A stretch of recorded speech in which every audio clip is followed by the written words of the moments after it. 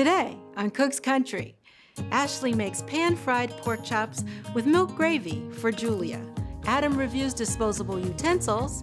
Jack talks all about jarred peppers. I share the real story of pimento cheese. And Morgan makes pimento mac and cheese for Bridget. That's all right here on Cook's Country.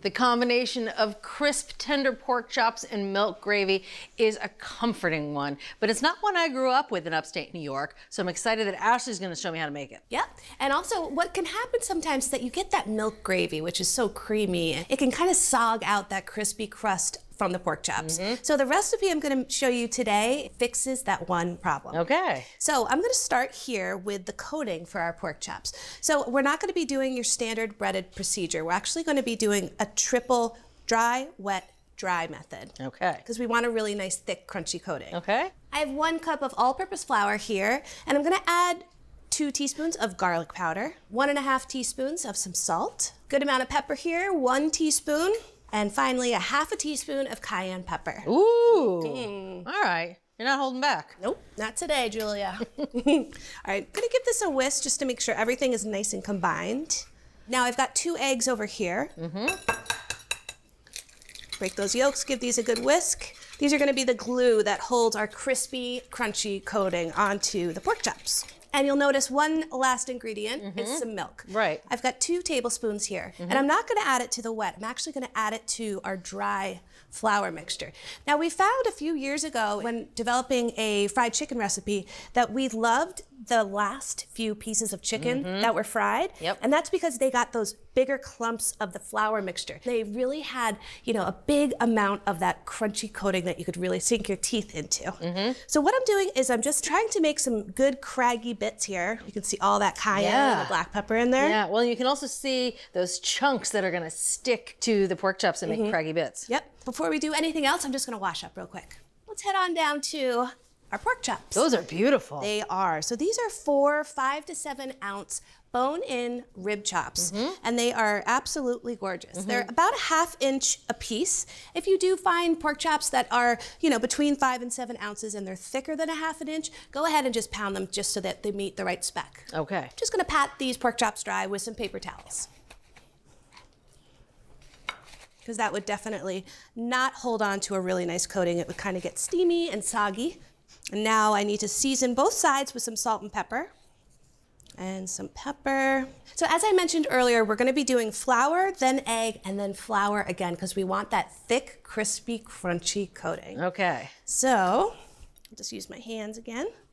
I'm just gonna use 1 hand for my dry, 1 hand for my wet. Make sure you're getting all that egg on there. Again, it's the glue. And then it's gonna go back in. Oh boy, look at that. Yeah. So after this step here, I wanna just shake off any excess, because that would end up in the frying oil and we don't want that. Okay. So I'm gonna repeat with the remaining 3 chops. So I'm actually not gonna cook the chops quite yet. I want them to hang out in the refrigerator for at least 15 minutes, but you can let them stay in there for up to 2 hours. And it's an important step because it's gonna help to ensure that the coating stays on to the pork when cooking it. The oil is up to temp, it's at 375 degrees, and I have 1 cup of vegetable oil in there. We're gonna shallow fry the pork chops today. It's a weeknight, there's no need to pull out the deep fryer and set up that whole station. Love it. So I'm gonna do the chops 2 at a time. I'm gonna cook these until they register 140 degrees, which should be about 2 to 3 minutes per side. Let's take a look. Oh. Right. Oh yeah. Goodness, Ashley, those are gorgeous. They do look good. So again, 2 more minutes until they register 140 degrees. So these are done cooking. I went ahead and just lined a sheet pan just with some paper towels. It's just gonna help to absorb any extra grease. I'm gonna bring the oil back to temperature, 375 degrees. Perfect, we are there. We're gonna cook the remaining 2 chops, just like the first batch, about 2 minutes per side. Okay, gorgeous. Aren't they beautiful? Now what I'm gonna do is I'm gonna turn off the heat and I'm gonna pour off all the fat, but I'm gonna return 2 tablespoons back to the skillet for our gravy. Okay, so as I said, I'm gonna return 2 tablespoons of that perfectly seasoned and cooked fat. Ah. And I love that you left the drippings in the pan because that's just good flavoring too. Oh yeah, those little bits. Yeah. Now I'm gonna add some flour. I have 2 tablespoons of flour. So essentially we're making a roux right now. And a little bit of pepper, that is 1 teaspoon. A little bit. I was gonna see if you noticed, you did. And a half a teaspoon of some salt. Now this is over medium heat.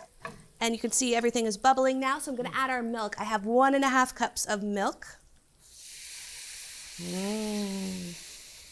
All right, so I'm gonna just whisk to combine.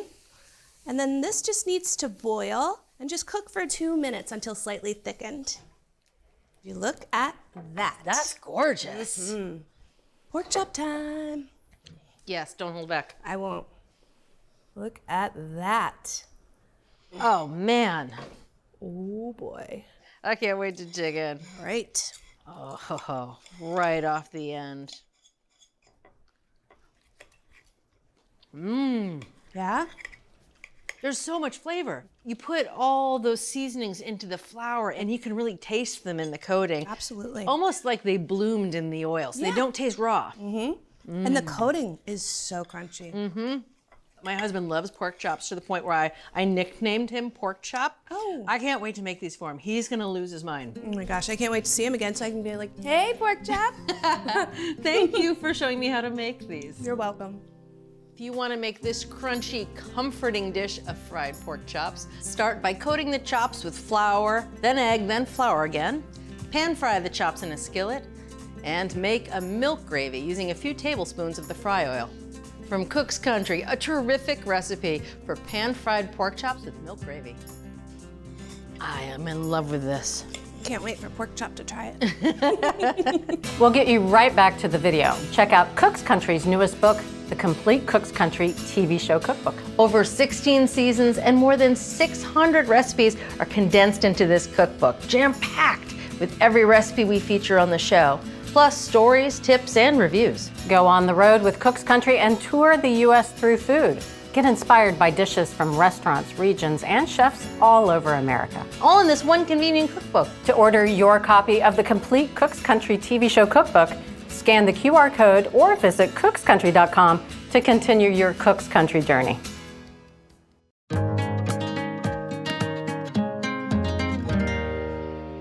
No matter whether you're cooking for a party or a picnic, you want to use a set of cutlery that will match the level of the food you just cooked. So Adam is here, and he's going to talk to us all about disposable cutlery. Wait a minute.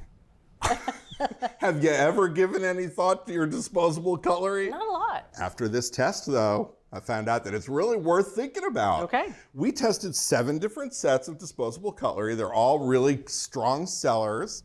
The price per utensil was from 5 cents to 30 cents. A lot of them were plastic, all these ones here.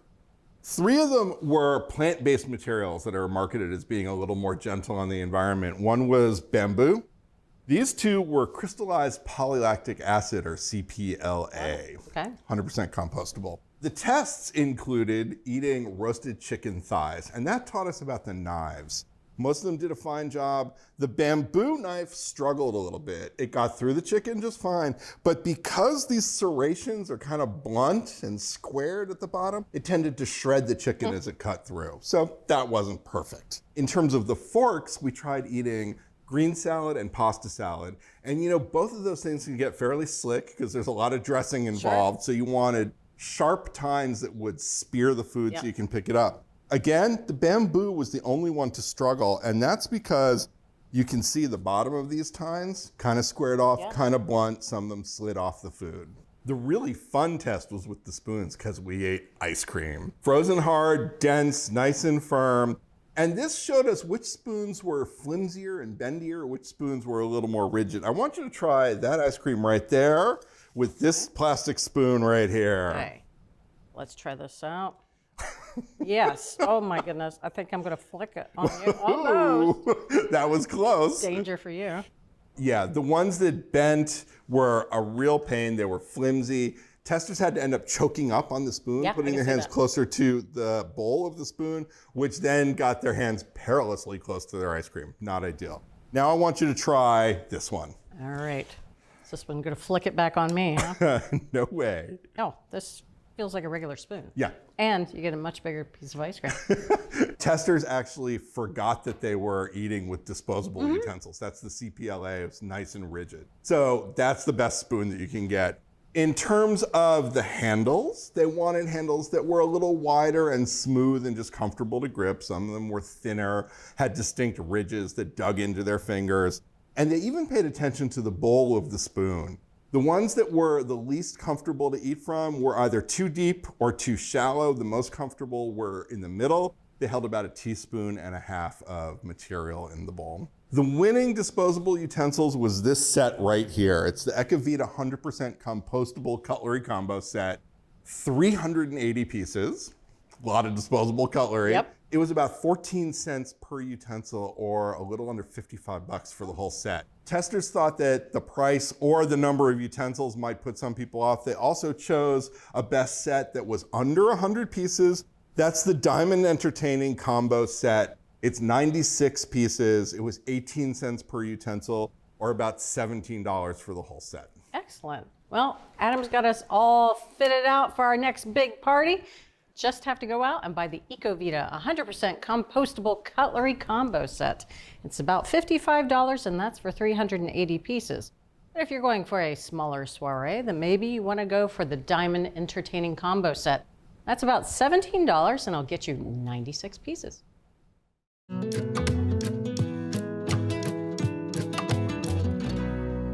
I like ingredients that work hard for me, and jarred peppers certainly do that. They're not only sweet from the peppers themselves, but they pick up briny and pickly notes from the salt and the vinegar in that liquid, so they're really complex. I've got 5 of my favorites here on this table, and let's start with the pimento down here at the end. Now, they're used in pimento cheese, that famous spread. They're also inside your olive, or they could be dried to make paprika. They're the sweetest variety here on the table, and they're also the softest, really a little bit mushy. Next up, the peppadew. Now, these were discovered in a backyard garden in South Africa in the 1990s. The variety is actually called Juanita, but they're branded peppadew. Now, the peppers themselves are pretty spicy, so the liquid inside this jar has sugar in it to temper all of that heat. You can find mild or hot versions of these, as well as a golden variety that's pretty mild. I like to stuff them with cheese and put them on an antipasto board. They're kind of expensive, so I wouldn't use them in cooking. Next up are the cherry peppers. Now, these also come in hot and regular or mild varieties. Hot cherry peppers are pretty similar to hot peppadew, except you're not going to get any sweetness because there's no sugar in this jar. I like them in a antipasto board as well, but I got to say the peppadew are my favorites rather than the Italian cherry peppers. Sorry, Nana. Next up, another pepper from Italy, this one from Tuscany. Now, I use the pepperoncini sliced on a pizza bianco. I think the acidity of the pepper cuts all of the richness of those cheeses. These are a little vegetal, almost a little metallic or bitter in the same way that a green bell pepper can be a little bitter, but delicious. And finally, banana peppers, and you guessed it how they got their name. They're fruity with a little kick. They're the classic in Rhode Island fried calamari.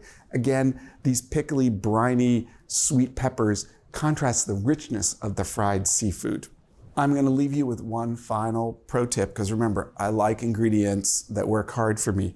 When the jar is empty, don't throw out the liquid. You can use it in sauces like a remoulade. It's great in a potato salad, or you can put it in a martini. Now that's a good idea. Hi, hope you're enjoying this video. If you're hungry for more, check out Cook's Country magazine. It's everything you love about Cook's Country, directly from the creators and contributors of our TV show. You can discover more of America's best recipes and the stories behind them. Each issue features classic heirloom and regional favorite recipes, along with unbiased product reviews and time-saving tips. Subscribe now and continue your culinary journey with Cook's Country.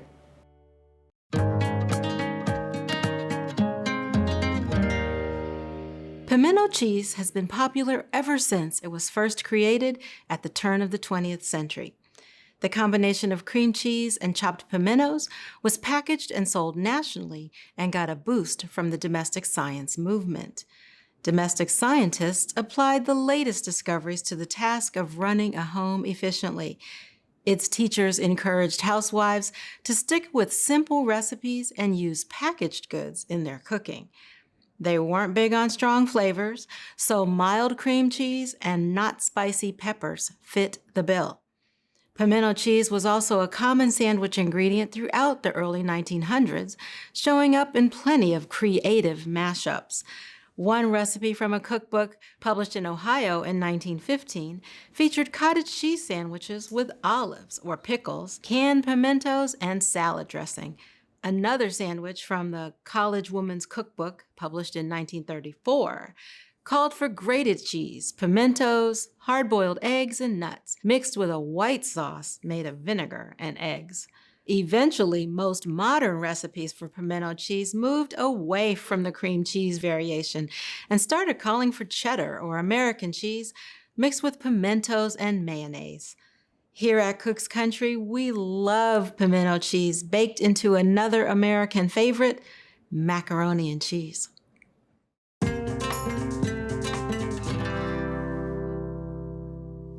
No self-respecting Southerner would ever be caught dead without a good recipe for pimento cheese or pimento cheese. Now you can put that stuff on anything, but today I've got a special treat here because Morgan is going to show me how to put mac and cheese together with pimento cheese.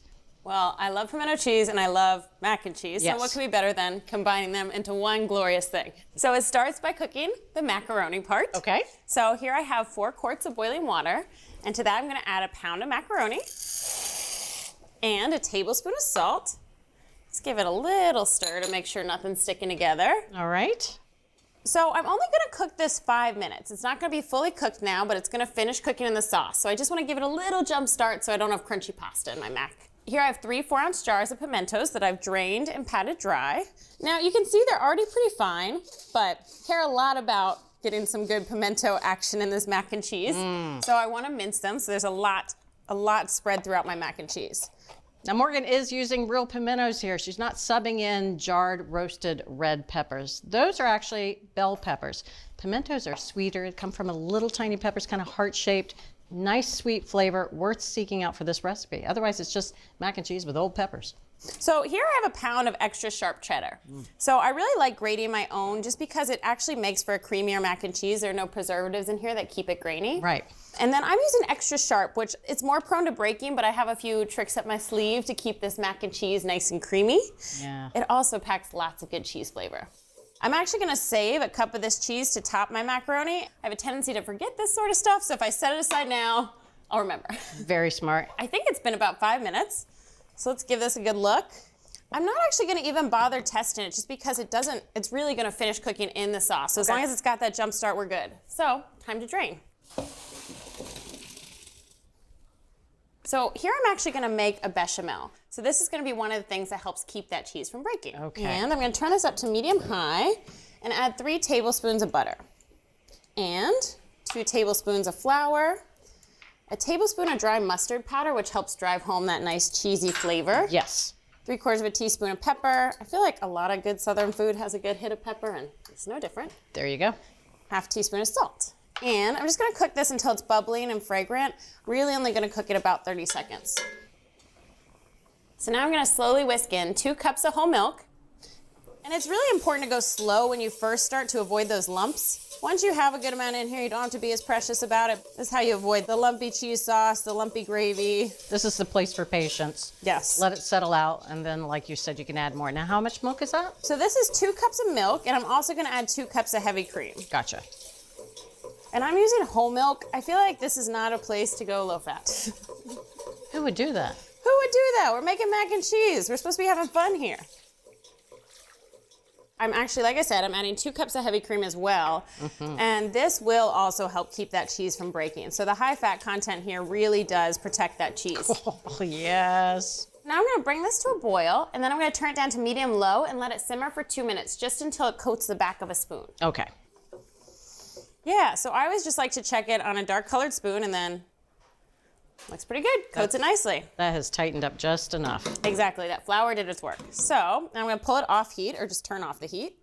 And I'm gonna add in a few more things. So I've got 2 ounces of cream cheese.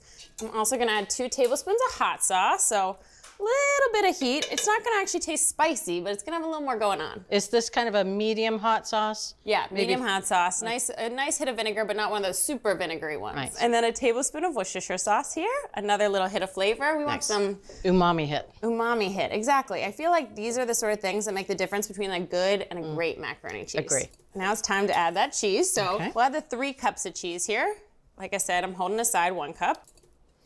And I'm doing this off heat. Again, it's a little extra safety measure for that cheese. If it gets too much heat going to it, it can be prone to break.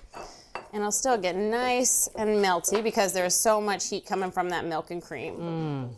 Okay, so I'll take this out and we'll add these in. And you are not skimping. Not skimping, and I mince them so they go extra far. I really wanted to think about like how to make this eat like pimento mac and cheese. Yes. Like I want people to think of pimento cheese when they eat this. Okay, and then my pound of undercooked pasta that will eventually be fully cooked. There you go. There's all 3 parts. You've got pimento, mac, cheese. Yes, that's how it comes together, our trifecta of goodness. Okay, I'm gonna give it a nice stir, get everything nice and incorporated. That cheese starts soaking into those noodles. Yes. So then I have a 13 by 9 baking dish here. I'm just gonna pour it on in. Oh, yes. I know, right? And I'm just gonna give this a nice little smooth over. I'm gonna sprinkle with that 1 cup of extra sharp cheddar. Making it extra special. There are stovetop mac and cheeses that I love, and you do have to cook the pasta all the way through. But something about it coming out of the oven. With that cheese crust too. It's so nice. So now that we've sprinkled it with this last little bit of cheese, you could stop, refrigerate, and make ahead instructions are on our website, but I want mac and cheese today. So now I'm gonna bake this in a 375-degree oven. I'm gonna bake it for about 20 minutes. Okay. So that way it's gonna be bubbling around the edges, that cheese on top's gonna be melted. Oh. Now check that out. Okay. Very exciting. So you can see how it's nice and golden brown around the edges. The filling is bubbling. I'll let it set another 20 minutes. That'll help the sauce tighten up. That'll help it cool off just a little bit. It'll be prime time eating then. Bridget, it's been 20 minutes. The volcanic activity has quieted down. Yes. So I feel like mac and cheese is like brownies. You either like an edge piece or a center piece. I like edges. Okay, edges are great. I think you get that little extra crusty bit. It's nice. I agree. And then after the edge, I like the center. Great, so we'll just do both. Get a little bit of both up in here. Oh my gosh, look at that. I mean, the sauce really did tighten up. Yeah, I feel like it's that perfect balance of not quite sliceable, but not soupy. It is like exactly what you want for mac and cheese. It's so creamy. It's got that nice tang from the cream cheese. It really does. The mustard, the Worcestershire, the hot sauce, but you do get that little bit of tang from the cream cheese. But the extra sharp cheddar, it really does have that tangy extra sharp cheddar cheese. I think if you used sharp, it might get lost here. Yeah, you get a nice hit of cheese, but you are competing with those pimentos, so you want everything to be ultra flavorful. Every bite gets better than the last. Crackers, sandwiches, burgers, mac and cheese. Pimento cheese goes on everything. Pimento cheese should go on everything. It should go on anything. Listen to this lady, and definitely make this beautiful mac and cheese in your own kitchen. Par cook the pasta to reduce oven time. Make a seasoned bechamel and add heavy cream and cream cheese to avoid breaking the sauce. So from Cook's Country, a scrumptious and oh so southern pimento mac and cheese. You can get this recipe and all the recipes this season along with product reviews and select episodes. And those are all on our website, cookscountry.com/TV. What else do you think we can pimento cheeseify? Well, I'm thinking leftovers, fried pimento mac and cheese balls. Oh, that sounds delicious. We hope you enjoyed this video and tune in for more. Hit those like and subscribe buttons so you never miss a single one.